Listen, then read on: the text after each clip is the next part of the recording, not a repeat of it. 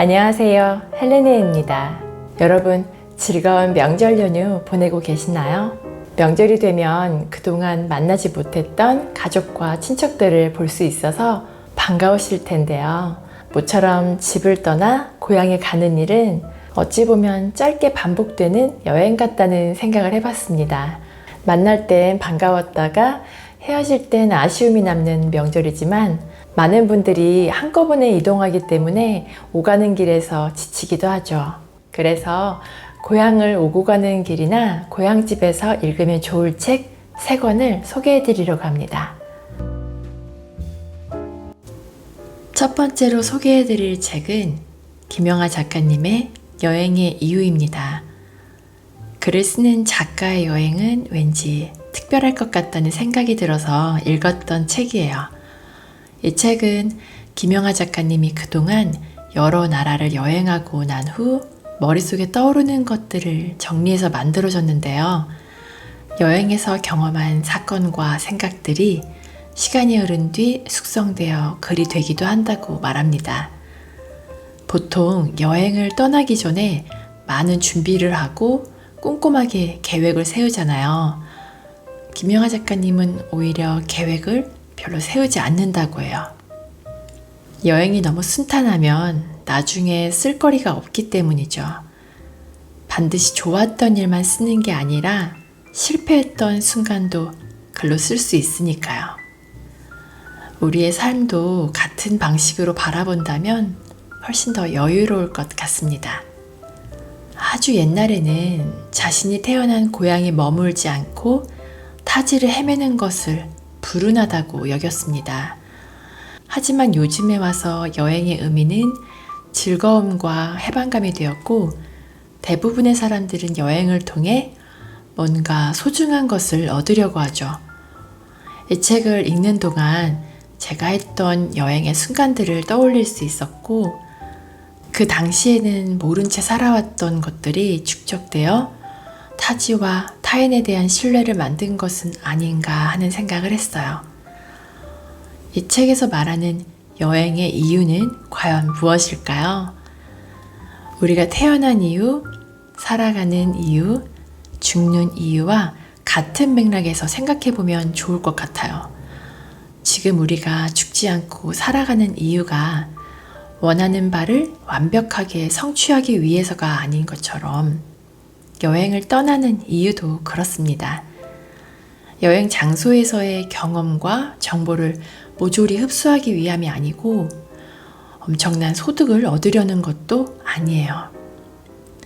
설사 예상하지 못한 어려움을 겪는다 하더라도 그 과정 속에서 기쁨과 행복을 느끼며 깨달음을 얻을 수 있어요.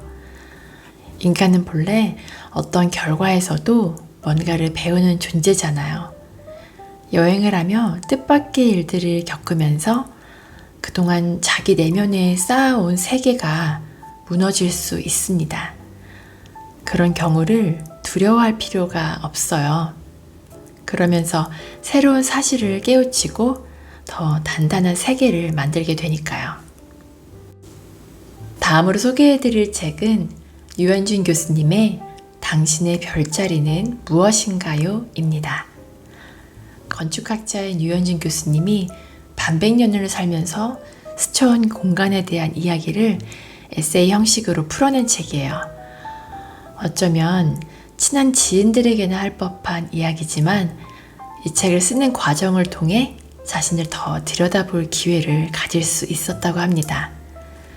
자신이 머물렀던 공간을 바라보는 것은 내면을 바라보는 것과 일치하기 때문이겠죠. 같은 공간에 머물더라도 자신이 아는 만큼 보고 느낄 수 있잖아요. 이해하는 정도에 따라 공간의 차이도 다르게 느껴질 수밖에 없습니다. 공간은 더 좋고 나쁜 것을 나누는 게 아니라 보는 사람에 따라 달라 보이는 거니까요. 멀리 떨어진 다른 나라의 이국적인 정취만 멋있는 공간이 아닙니다.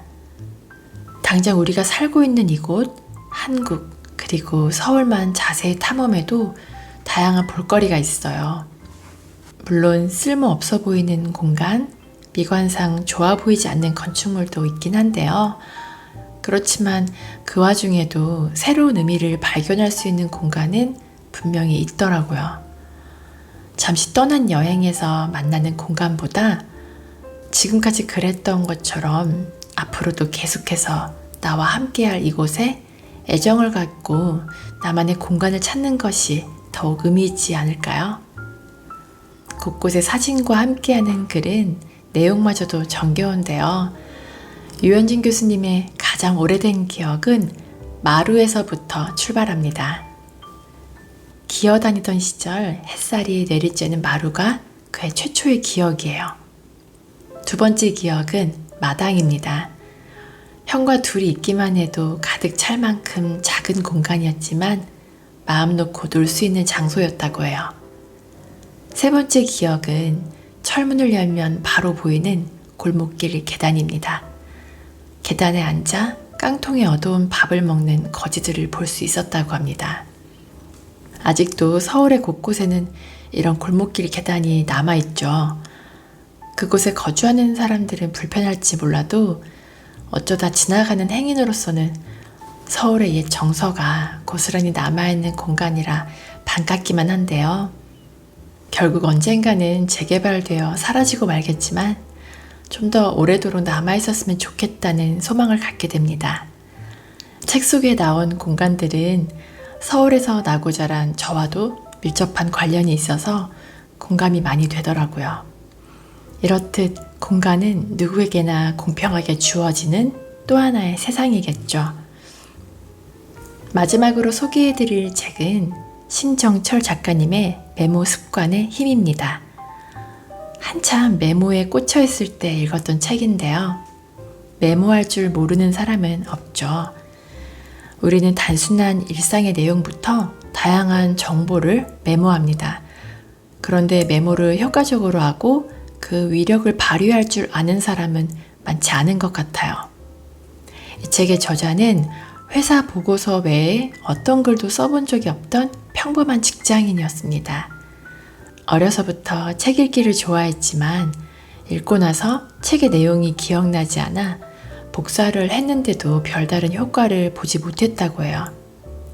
책의 밑줄을 치며 독서 노트를 쓰기 시작했는데 마침내 책과 소통할 수 있게 되었다는 거예요. 그때부터 남들보다 적극적인 메모 습관을 갖게 되었고 이전보다 글이 잘 써지는 경험을 했다고 합니다. 그래서 이렇게 특별한 메모 습관 덕분에 자신만의 컨텐츠를 만들었고 책도 낼 수 있었다고 이야기하는데요. 이쯤 되면 그저 단순하게 글자를 적기만 하는 메모가 아니라는 생각이 드실 거예요. 책 속에 등장하는 저자의 노트가 조금 독특해요.